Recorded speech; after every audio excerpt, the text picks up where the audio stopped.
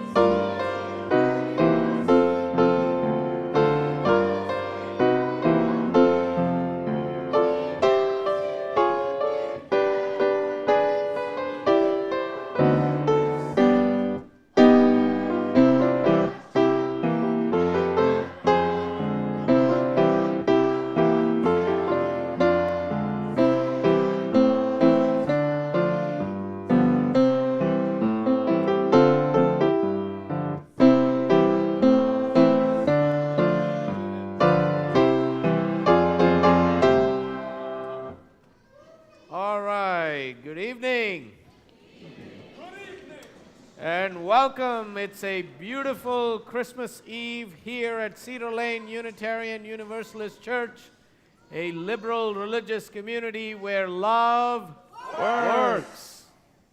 I'm the Reverend Abhi Janamanchi, serving as your senior minister, and I welcome you to our Christmas Eve celebration. And I am Tim Atkins, your Director of Religious Education. Welcome to our 4 p.m. Family Christmas Eve service. I'm so glad that we're here together. Please know that whoever you are, wherever you are from, whomever you love, wherever you are on life's journey, and whatever your gender identity, beliefs, or immigration status, you are welcome here. So this evening, we're in for a very special treat. Our children and youth will be presenting the timeless classic from Dr. Seuss, The Grinch. Given that there are Grinches all around us, we are going to welcome a Grinch into our space this evening, and we will begin our special service with the lighting of our chalice, symbol of our gathered faith and our community, led by Kristen Green, our intern minister. If Meredith and Jamie Vassell could join me at the front. This family comes forward to kindle our chalice, a symbol of our shared faith. If you would please rise in body or spirit to hear the reading of these chalice lighting words from The Grinch, written by the very own Dr. Seuss. It came without ribbons, it came without tags, it came without packages, boxes, or bags, and he puzzled and puzzles till his puzzler was sore. Then the Grinch thought of something he hadn't before. What if Christmas, he thought, doesn't come from a store? What if Christmas, perhaps, means a little bit more? Please remain risen in body or spirit and join us in the singing of O Come All Ye Faithful.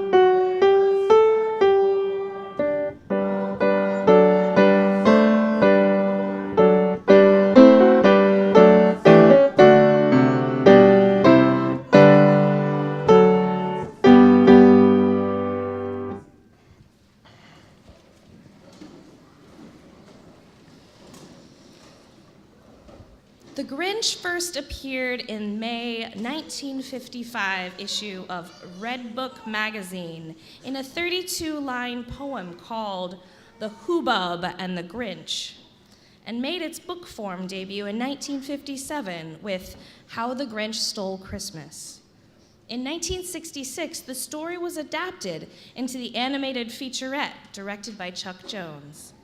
This animated version is still a Christmas tradition in many families, although a few new live-action versions have been released in the past couple of decades. It's just not Christmas without the Grinch in my family. Every year when I was a child, we would watch the Grinch whenever it was on TV. In fact, the first song I ever sang at karaoke was You're a Mean One, Mr. Grinch. Now, there are all sorts of lessons the Grinch teaches us about the holiday season. As you hear our story today, what lessons about the holidays do you hear?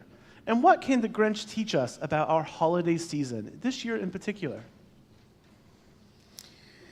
And now, our children's choir and youth are proud to present The Grinch by Dr. Seuss. We have slight change in your order of celebration. The part of the narrator is being played by Connor McCrickard.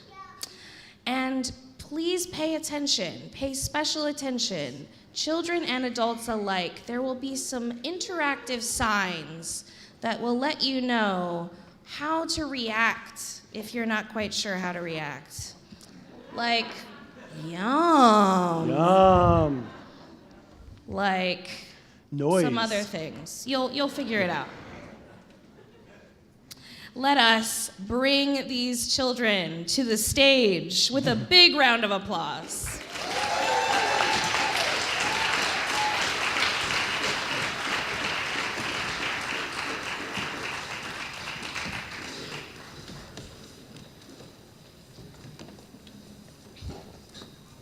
Every Who down in Whoville liked Christmas a lot, but the Grinch, who lived just north of Whoville, did not. The Grinch hated Christmas, the whole Christmas season. Now, please don't ask why. No one quite knows the reason. It could be, perhaps, that his shoes were too tight. It could be his head wasn't screwed on just right. But I think that the most likely reason of all may have been that his heart was 2 sizes too small. But whatever the reason, his heart or his shoes, he stood there on Christmas Eve hating the Whos, staring down from his cave with a sore, Grinchy frown at the warm lighted windows below in their town. For he knew every Who down in Whoville beneath was busy, now hanging a holly Who wreath. And they're hanging their stocking. He snarled with a sneer. Tomorrow is Christmas. It's practically here.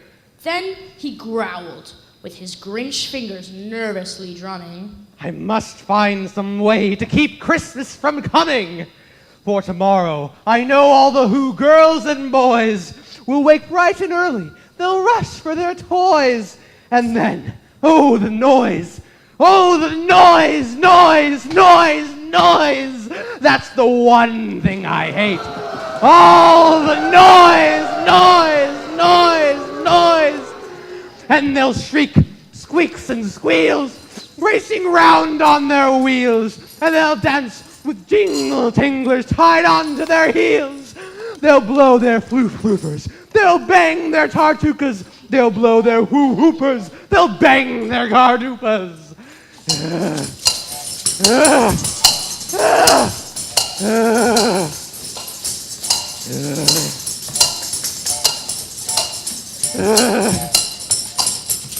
They'll spin their trumtukas, they'll slam their slukas, they'll beat their blumbloopas, they'll wham their wonwookas.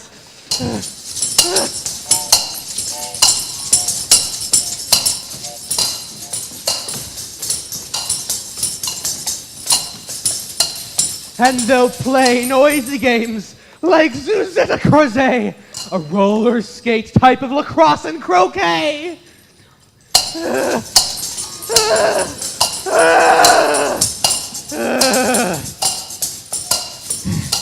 And then They'll make ear-splitting noises, galooks, on their great big electro-hucarnio flukes.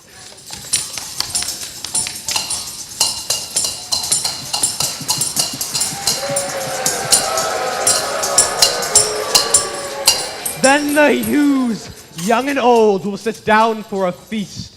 And they'll feast, and they'll feast, and they'll feast, feast, feast, feast.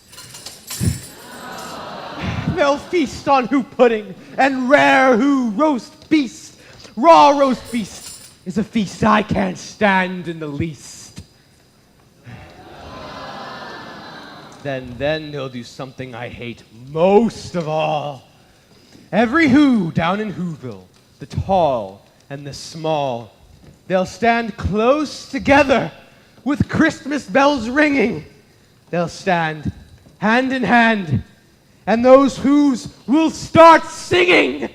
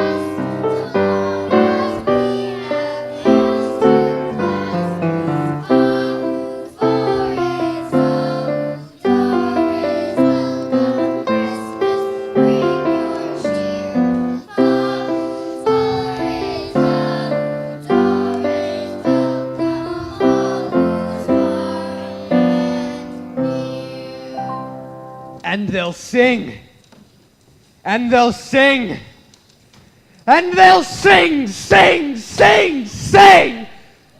And the more the Grinch thought of this Who Christmas sing, the more the Grinch thought, I must stop this whole thing. Why, for 53 years I've put up with it now. I must stop Christmas from coming. But how? then he got an idea. An awful Oh, idea. oh. The Grinch got a wonderful, awful idea. I know just what to do. The Grinch laughed in his throat, I'll make a quick Santa Claus hat and coat. and he chuckled and clucked.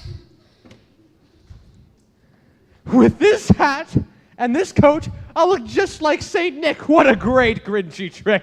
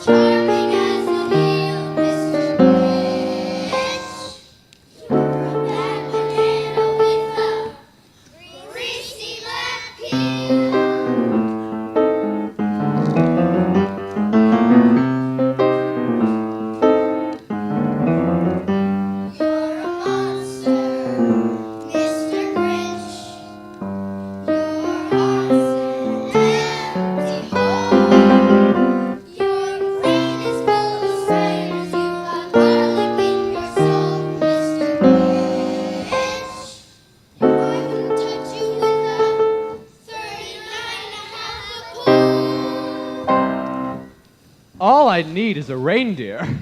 The Grinch looked around, but since reindeer are scarce, there was none to be found. Did that stop the Grinch? The Grinch simply said, If I can't find a reindeer, I'll make one instead. so he took his dog Max, and he took some black thread, and he tied a big horn on top of his head. Then he loaded some bags and some old empty sacks on a ramshackle sleigh, and he whistled for Max. Then the Grinch said, Giddy up! and the sleigh started down toward the homes where the Whos lay a snooze in their town. All the windows were dark. No one knew he was there. All the Whos were all dreaming sweet dreams without care when he came to the first little house of the square. This is stop number 1. The old Grinchy Claus hissed as he climbed to the roof, empty bags in his fist. Then he slid down the chimney, a rather tight pinch, but if Santa could do it, then so could the Grinch. He got stuck only once, for a minute or two.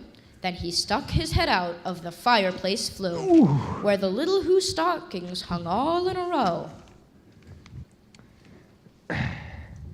These stockings He grinched. are the first things to go. Yoink. Then he slithered and slunk, with a smile most unpleasant, around the whole room. And he took every present. Pop guns, pampugas, pantukas, and drums, checkerboards, bizzlebigs, popcorn, and plums. And he stuffed them in bags. Then the Grinch very nimbly stuffed all the bags, one by one, up the chimney.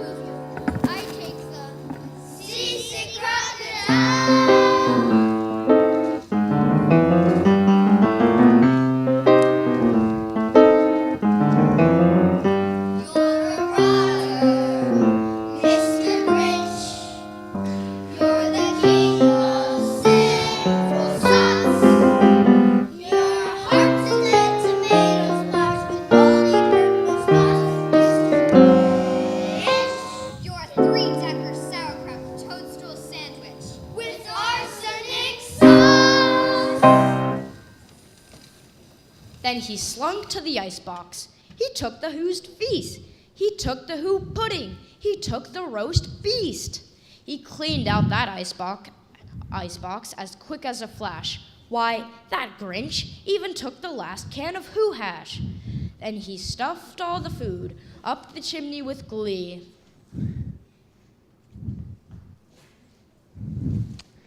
Now, Grinned the Grinch.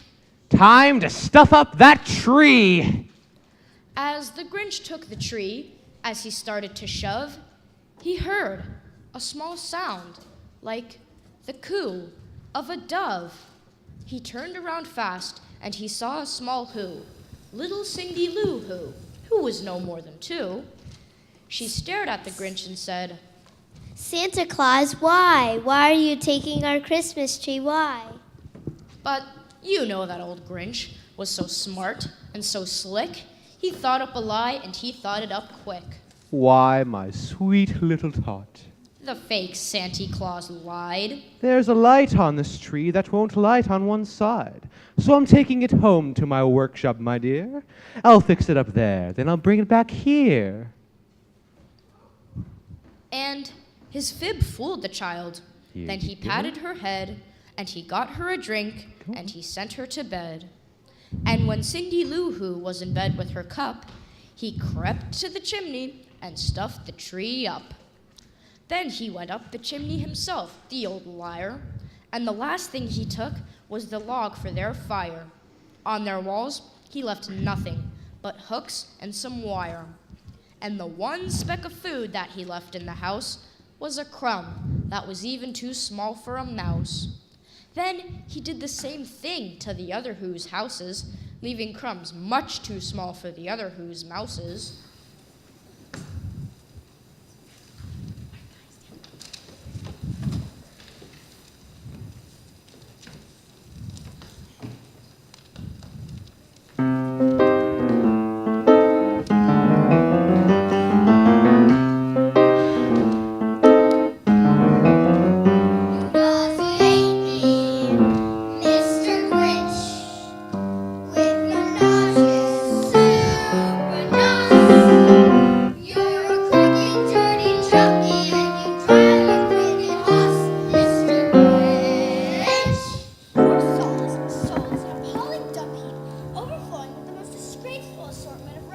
imaginable.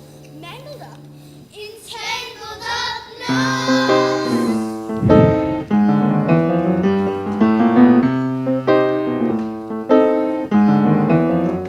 You're a foul one, Mr. Grinch. You're a nasty skunk. Your heart is full of unwashed thoughts. Your soul is full of gunk, Mr. Grinch. The three words that best describe you are as follows, and I quote: stink, stank, stunk.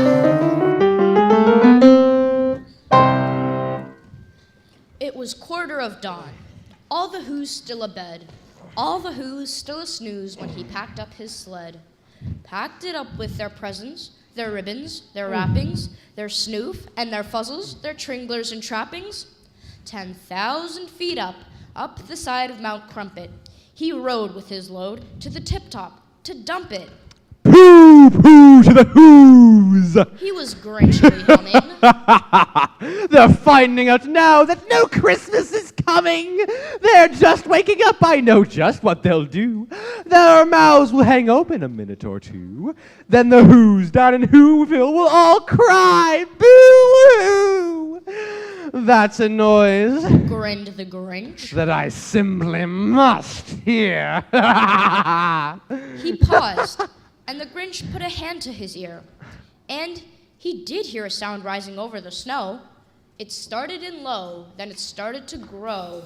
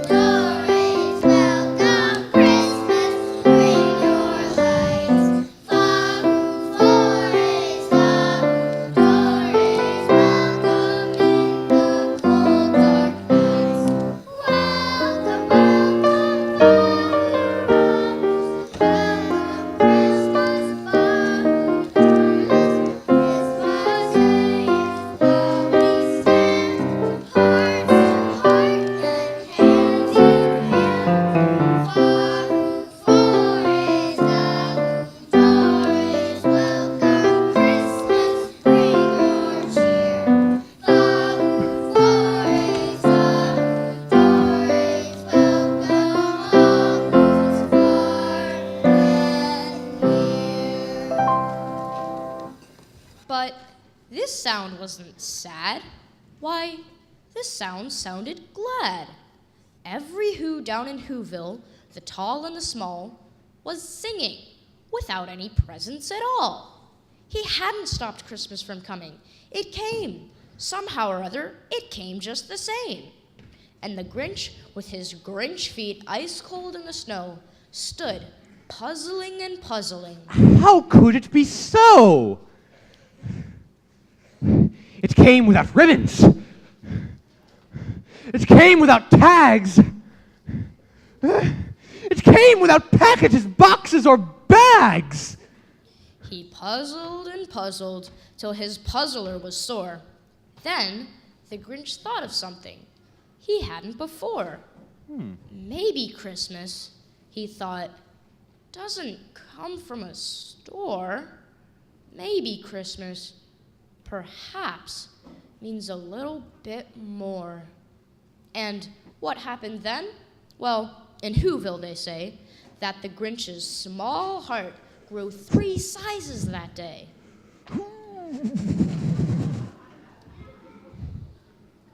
And then the true meaning of Christmas came through, and the Grinch found the strength of 10 Grinches plus 2. And now that his heart didn't feel quite so tight, he whizzed with his load through the bright morning light. With a smile to his soul, he descended Mount Crumpet, cheerily blowing hoo-hoo on his trumpet. He rode into Whoville, he brought back their toys, he brought back their floof to the Who girls and boys. He brought back their snoof and their tringlers and fuzzles, brought back their pantukas, their dafflers and wuzzles. He brought everything back, all the food for the feast. And he himself, The Grinch carved the roast beast. Welcome, Christmas. Bring your cheer. Cheer to all who's far and near. Christmas Day is in our grasp, so long as we have hands to grasp. Christmas Day will always be, just as long as we have we. Welcome, Christmas, while we stand, heart to heart and hand in hand.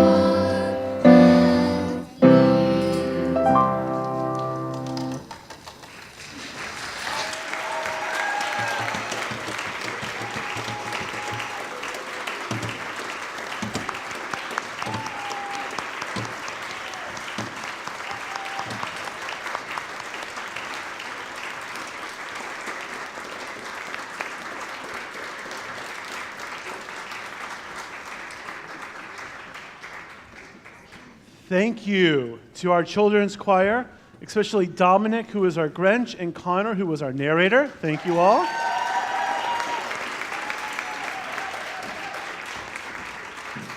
And a big thank you to our children's choir director, Jenny Crane, who is still directing a little. There we go. Okay.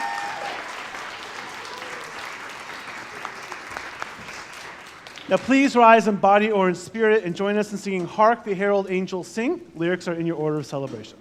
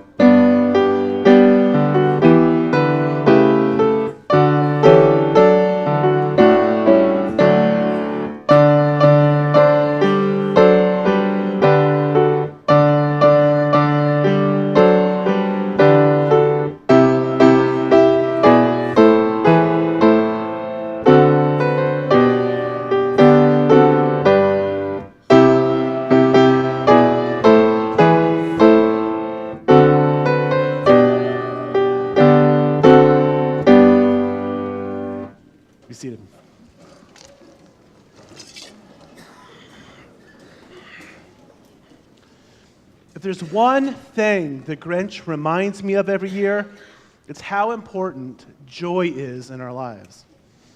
This is the time of year when we are reminded the most about the need for joy. And if we're lacking that joy, we often turn just as green as the Grinch with envy during this time of year.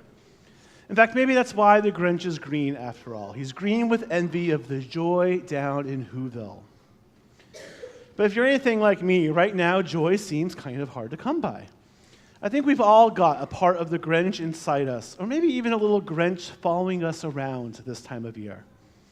I know I've been brought low the past couple of weeks, from complications with relationships, to family members facing severe medical challenges, to the latest outrages coming in our political news. It seems like my personal Grinch is pretty strong this year. And from what I've heard from others, their Grinches are out in full force too. In fact, there are 3 Grinches I've heard a lot about this year. First up is the Grinch of perfectionism. Now, every year, some of us, myself included, feel like we need to make the holidays picture perfect. Or should I say, every special family moment should also be a special Instagram moment too. We need the perfect tree. We need to keep up with all the latest trends and decorating, and toys, and cookie recipes, and wreaths, and crafts, and ornaments, and okay, you get the idea. We want perfection because we only see the perfect images others choose to portray.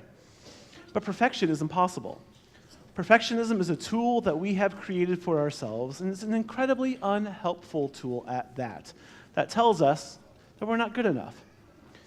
Well, just as we have created this unrealistic perfectionist image we're all striving for, we too can vanquish the Grinch of perfectionism. Now, I've also seen the Grinch of loneliness around a lot this time of year. People who live far from their families, both blood family and chosen family. People who are alone for the first time on Christmas, or people who have been alone for the past 20 or 50 Christmases. This time of year, you get reminded constantly about family and going home. But family and home just aren't always safe places for all of us. Even if you're in a loving family, at some point this year, you've probably felt some kind of loneliness, because parenting can be the loneliest job. And in an ever more connected world, many of us feel more isolated than ever. But we too can vanquish the Grinch of loneliness. And right now, the biggest Grinch I see out there in the world is the Grinch of fear. We live in uncertain times. All of us are facing very real and scary fears right now. Fears around finances, fears around family, fears around health. Not to mention that every day there's a new fear coming just a couple of miles down the road. Right now, many of you whom are federal workers are in the midst of a shutdown with no clear end in sight. People right now are trying to use fear to justify their pre-existing hatred. They are, with purpose and intent, trying to make us fear each other so they can maintain power. They are trying to grow our Grinches bigger, but we too can vanquish the Grinches of fear. Because just like in our story, the Grinch succumbs to joy. The Grinch eventually gives in to the holiday joy coming from Whoville. The Grinch is defeated and changes his life because of joy.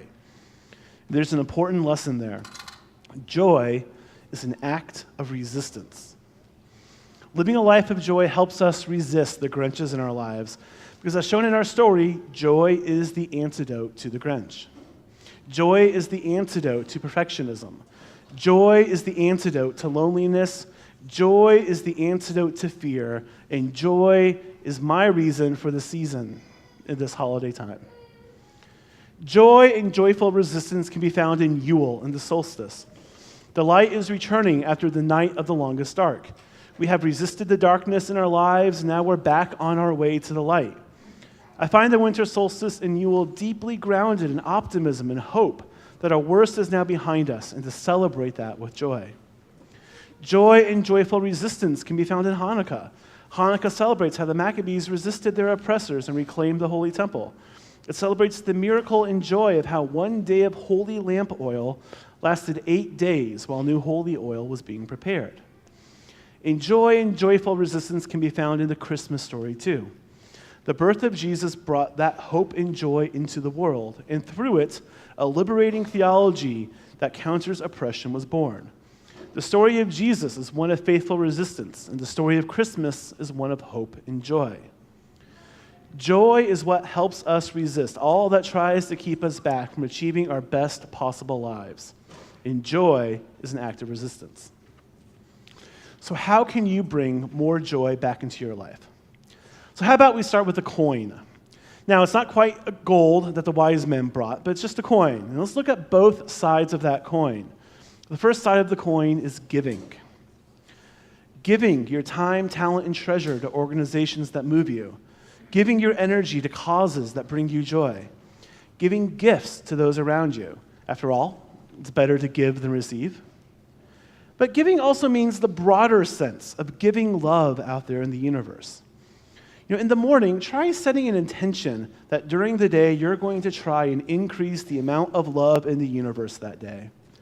Maybe you let that person merge in on the Beltway. Maybe you cover the cost of a cup of coffee for a stranger. Maybe you decide to be nice to someone who has been mean to you in the past. Maybe you decide to finally not read the comments. Give love to your neighbor, and all of us are your neighbors. Give love and gain joy. Now, the second side of that coin is receiving. In order for one person to give love, another person has to be there to receive it. We have to be open to receiving gifts this holiday season and not just focus on giving gifts to others.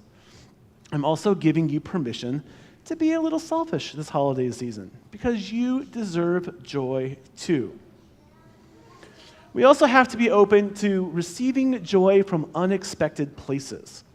So I've been looking back at my past month, and sure enough, the things that have given me the most joy were things I never would have predicted at the beginning of the month.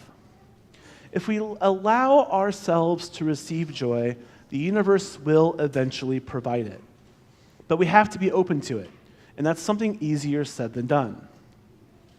Can you imagine a world that was just filled with joy, where we joyfully resisted the Grinches who worked to keep us down, where none of us had any Grinches to worry about during any time of the year, where none of us were afraid and all of us were loved?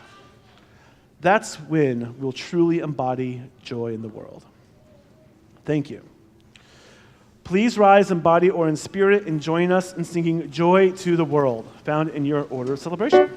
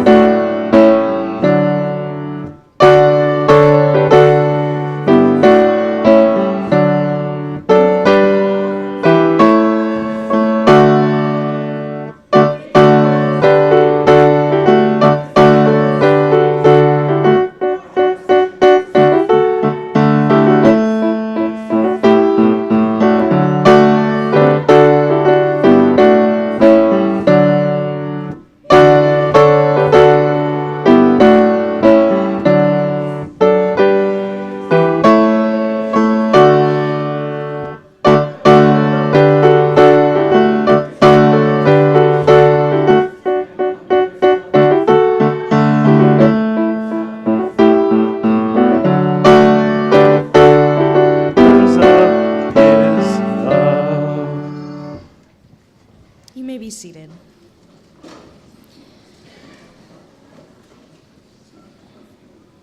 Tonight, we retell the story of how a poor refugee family was subject to exile, migration, and rejection before finally being offered shelter and hospitality in a manger.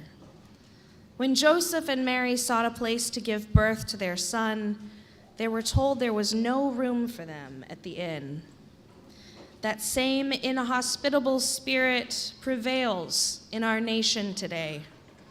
All around us, we see stories of hospitality refused to immigrants, refugees, the poor, and those whose race, religion, sexual orientation, or gender identity is deemed not acceptable.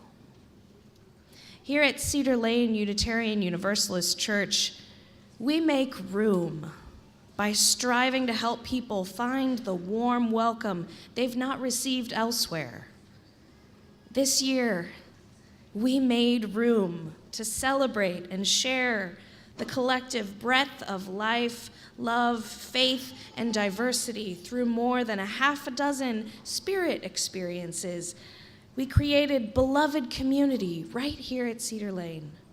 We made room in our lifespan religious education program by adding a new class for our 3-year-olds. It's an increasing offering.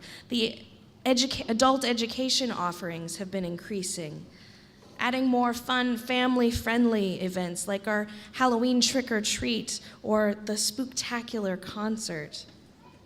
Our pastoral visitors made room by providing more than 800 caring conversations, including home visits, hospital visits to our members, our friends, going through health challenges and life transitions.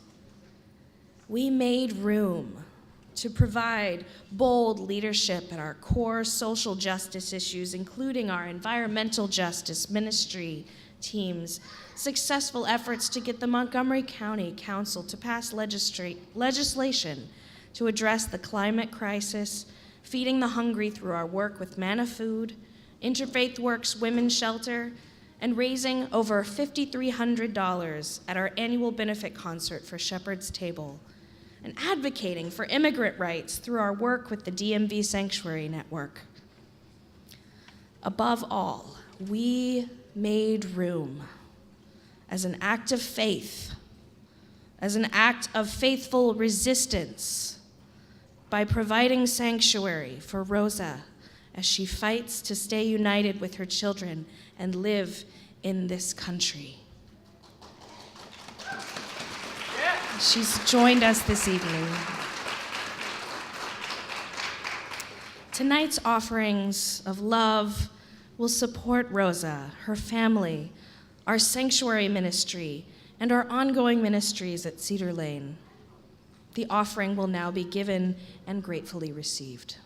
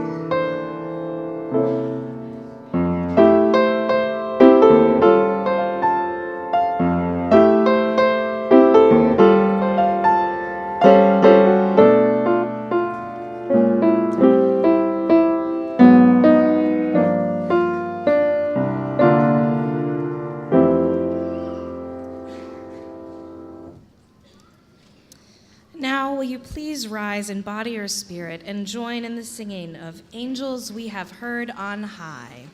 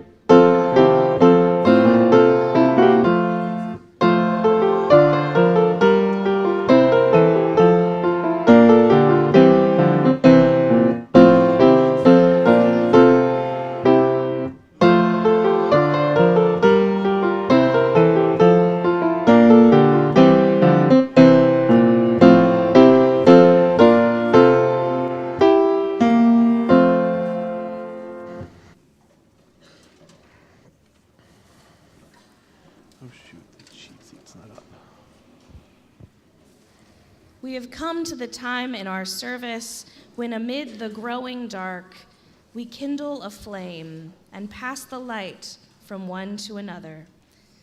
A time to ponder and reflect before we sing Silent Night. We have provided you with a special child-friendly Cedar Lane LED candle,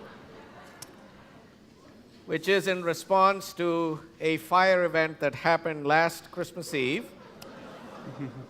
So we invite you, and I see that as good Unitarian Universalists, you've already read ahead and you're already lighting your candles. I was going to say, we invite you to please pass the spirit of our chalice flame down your rows by turning on your candle as we share these words with you. Blessed are the stars of the wintry night that sprinkle the heavens with their lustrous and far-shining light. Blessed is the moon that seems like a lovely maiden traveling in the fields of sky, clothed in wondrous golden light. Blessed is the sun with its great brightness, circling the seasons and bringing the benediction of ever-renewed life to the earth. Blessed are the hearth fires, the candles and lamps that hallow our homes and make a glow of beauty within the surrounding shadows. Blessed is the light within everyone, the imperishable flame of the human spirit touched into being by the eternal light that calls forth our deeper humanity. And blessed is the imagination that dares to see today tomorrow's peace on earth and goodwill toward all. And now there glows the light where all was shadow before. This Christmas Eve marks the 200th anniversary of Silent Night, a song that has crossed borders, overcome crises, and provided consolation and hope over and over again.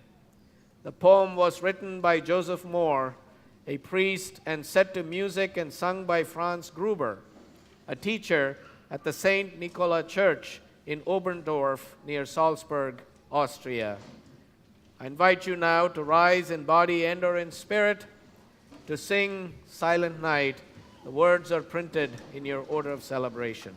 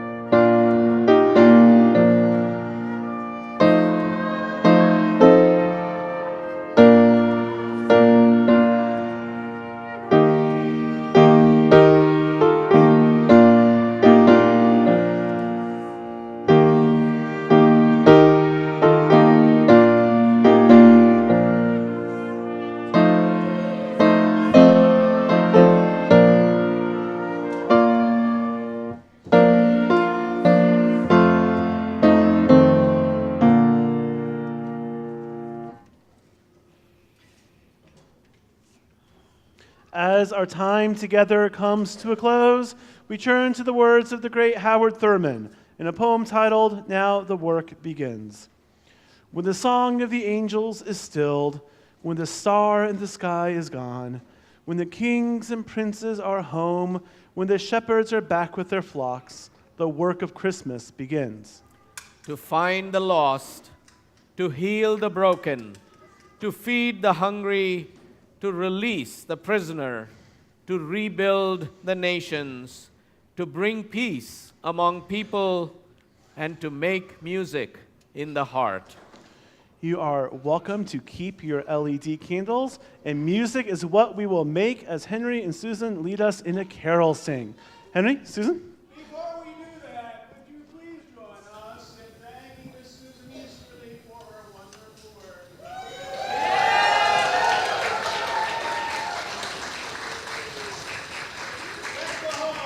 All right.